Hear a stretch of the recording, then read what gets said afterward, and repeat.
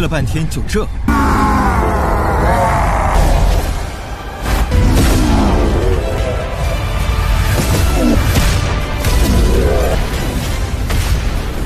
九星斗尊也可一战，竟敢对你出手！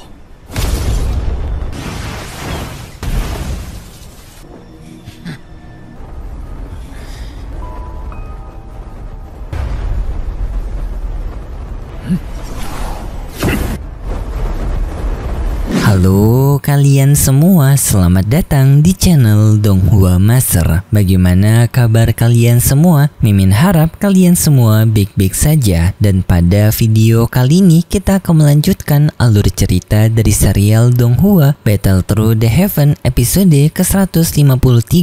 Dan sebelum kita masuk ke cerita terbaru, mari kita sedikit mengingat cerita sebelumnya, yang dimana pada cerita sebelumnya Shoyan bersama dengan Sun Er telah memasuki wilayah dari makam kuno, yang di sana mereka mengumpulkan kristal energi yang berasal dari para makhluk energi yang berada di sana. Setelah mengumpulkan banyak kristal, Shoyan mencoba untuk menyerapnya untuk Shoyan bisa naik ke tingkatan ranah Dozun bintang 6. Tetapi di saat itu adanya Hunli dan juga Hunya yang datang untuk menghabisi mereka berdua, yang untungnya Sun Er mampu menghadapi mereka dan juga Shoyan bisa melakukan serangan balik kepada mereka sampai membuat mereka berdua mundur. Dan setelahnya Shoyan bersama dengan Sun Er melanjutkan perjalanan mereka berdua ke tingkatan kedua, yang setelah mereka sampai di sana mereka menghadapi makhluk energi Dozun bintang 9 yang untungnya mereka mampu mengalahkan makhluk energi tersebut. Tetapi setelahnya adanya Hunya dan juga Hunli yang kembali datang untuk menghabisi Shoyan dan juga Sun Er lagi, dan itu merupakan inti cerita pada cerita sebelumnya. Kalau gitu pun sekarang langsung saja kita masuk ke bagian cerita terbaru. Cerita ini berlanjut dengan keributan yang masih terjadi, yaitu di sini Sun Er yang membicarakan mengenai kecurigaannya mengenai adanya inti energi ke-9 yang mereka temukan di tempat seperti ini, dan telah dicurigai oleh Shoyan dan juga Sun Er kalau ini merupakan jebakan yang dibuat oleh Hunli dan juga Hunya. Dan tebakan itu benar, dengan sekarang Hunli dan juga Hunya telah menunjukkan diri mereka untuk melakukan penyerangan. Dan di sana juga Shoyan mengatakan kepada Hunli dan juga Hunya kalau masalah di antara mereka sudah sangat jauh dan Shoyan ingin menyelesaikan masalah ini. Mendengar perkataan itu membuat Hunli dan juga Hunya merasa kesal karena Shoyan seolah-olah meremehkan mereka, padahal Shoyan berada di ranah Dozun bintang 6 sedangkan mereka Dozun bintang 8. Tetapi Shoyan kembali menjawab dengan Hunli sekarang hanya memiliki satu tangan. Shoyan menganggap Hunli tidak akan menjadi ancaman yang besar. Mendengar hal itu membuat Hunli menjadi semakin kesal dan ingin segera menghabisi Shoyan. Setelahnya pertarungan mereka dimulai dengan Hunli berhadapan melawan Shoyan sedangkan Hunya berhadapan melawan Sun Er.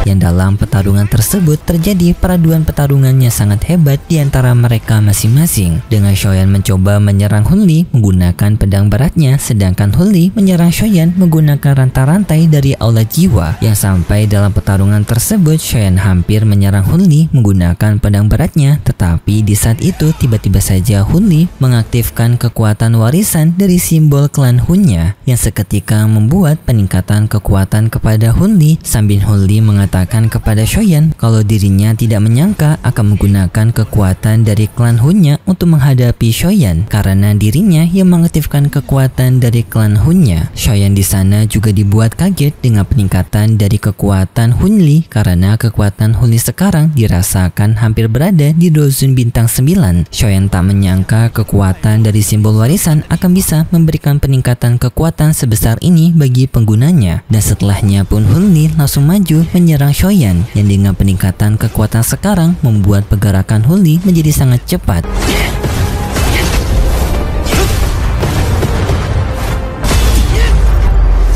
Ia mampu membuat celah dimensi, yang celah-celah itu digunakan untuk Hunli berpindah-pindah tempat melakukan serangannya sangat cepat kepada Shoyan, yang hal ini pun membuat Shoyan berada di kondisi terpojok dan juga tertekan oleh kekuatan Hunli. Dan pada akhirnya Shoyan pun memutuskan untuk menggunakan teknik dari transformasi apinya ke tingkatan ketiga langsung.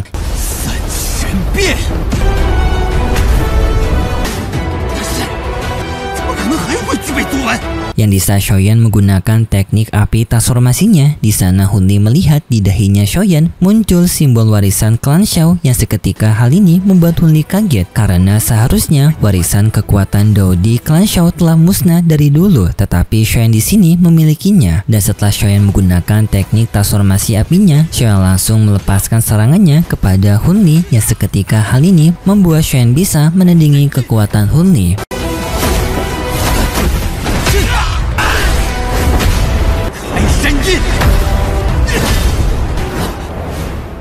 Bahkan di sini berbalik, Shoyan bisa memojokkan Hunli dengan setiap pergerakan Shoyan, mengakibatkan Hunli berada di kondisi yang terpojok, dan juga secara bersamaan Sun Er bisa memojokkan Hunya. Di sini Hunli yang semakin terpojok menggunakan kekuatan dari bayangan jahatnya, yang setelah itu pun ada wujud dari bayangan hitam raksasa yang muncul dari celah dimensi untuk menyerang Shoyan. Shoyan langsung mencoba untuk menghadapi serangan tersebut menggunakan boneka pelindungnya.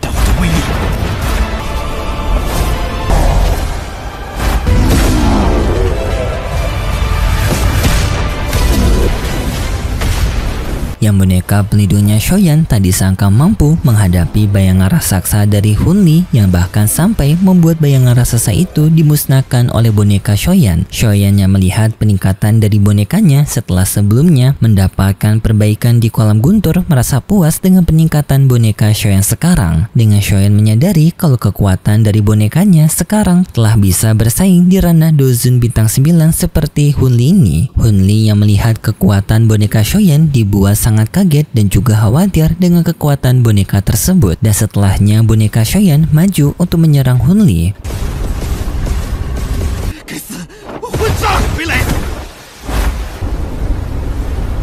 Tetapi di saat itu tiba-tiba saja di tempat mereka adanya badai energi yang muncul di tempat tersebut, yang hal ini seketika membuat Sun Er merasa panik, yang langsung pun Sun Er mengajak kepada Shoyan untuk kabur dari badai itu. Shoyan mematuhi perkataan dari Sun Er, yang lalu pun mereka berdua pergi dari sana. Hunli dan juga Hunya yang melihat badai itu, mereka juga ikut kabur. Di tengah pelarian tersebut, Sun Er memberitahu kepada Shoyan bahwasanya badai itu merupakan badai energi yang memiliki potensi bahaya bahkan di ranah Dozun tingkatan atas, yang bahkan sampai bisa melenyapkan mereka, dan badai itu juga akan mengejar mereka. Mereka harus bisa selamat dari badai energi itu, yaitu dengan mereka harus pergi ke lantai ketiga dari wilayah ini. Tetapi di tengah pelarian itu, di sana mereka juga bertemu dengan Huo Xuan dan juga Huo Zi, yang sekaligus juga di belakang mereka masih ada Hunli dan juga Hunya yang masih mencoba kabur dari badai energi sebelumnya. Huo Xuan dan juga Huo Zi yang melihat situasi ini menyadari kalau Shoyan telah melakukan pertarungan melawan Hunli dan juga Hunya, membuat mereka cukup kaget karena Shoyan bersama Sun Er berani menghadapi Hunli dan juga Hunya. Mereka mengakui kekuatan Shoyan dan juga keberanian Shoyan.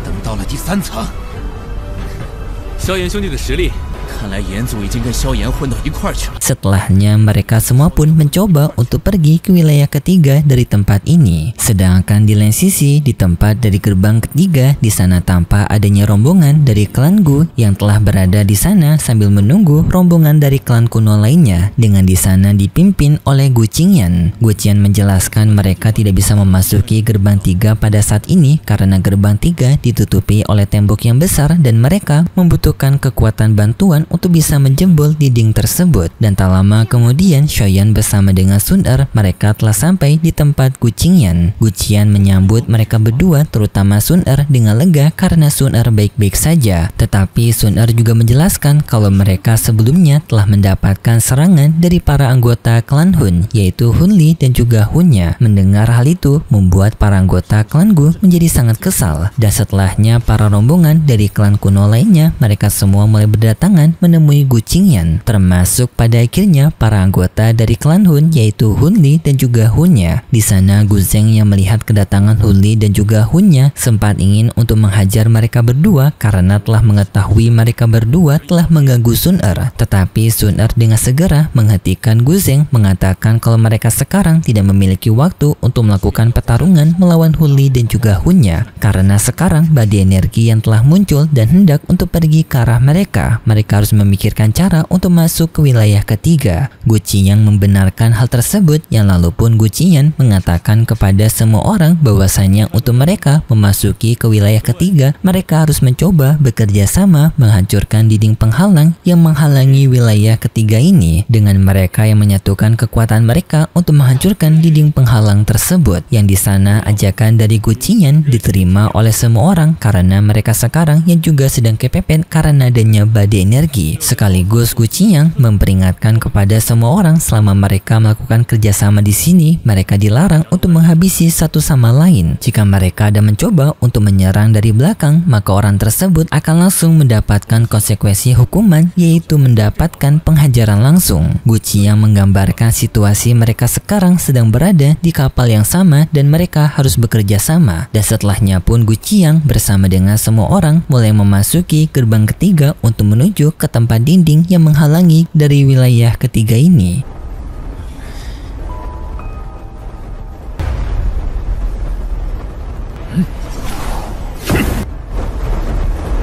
Setelahnya mereka telah sampai di dinding tersebut dan mereka pun langsung mencoba untuk menghancurkan dinding itu dengan kerjasama gabungan kekuatan mereka. Sekaligus mereka di sini membagi tugas masing-masing yang nantinya mereka akan menghancurkan dinding dari lokasi ini, karena dinding di tempat ini tidak hanya satu lapis saja. Singkatnya, lapisan pertama dari dinding tersebut dapat mereka hancurkan dan mereka bisa masuk ke dalam lapisan pertama dari dinding itu, dan mereka pun mencoba untuk menghancurkan dinding kedua yang pada saat bersamaan mereka melihat kalau badai energi ternyata sudah hampir sampai di tempat mereka, yang membuat mereka semua merasa khawatir. Tetapi di saat mereka yang mencoba untuk menghancurkan dinding kedua, di sana Shen melihat adanya energi misterius di tempat mereka berada.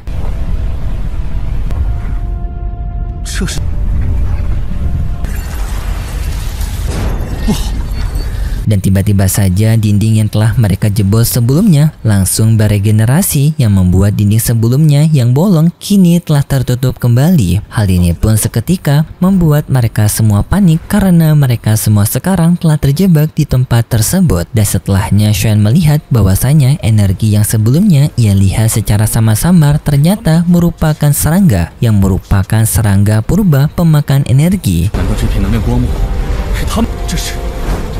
噬虫，我们闯进了远古噬虫的巢穴。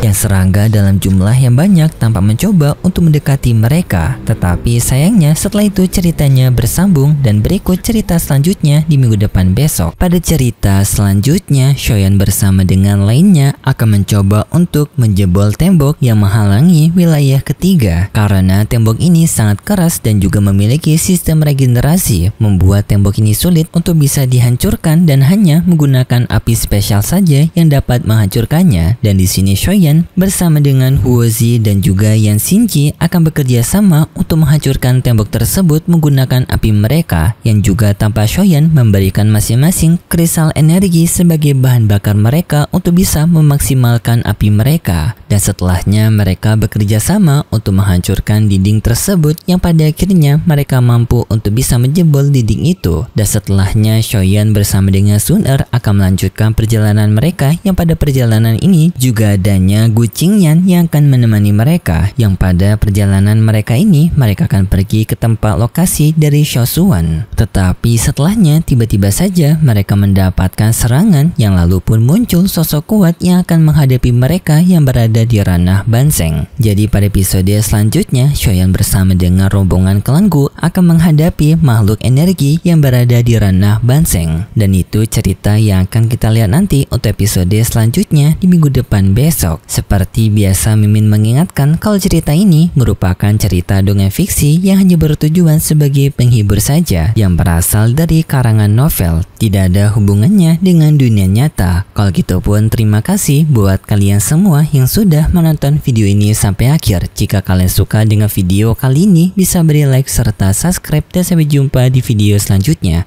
See ya! 天三玄变。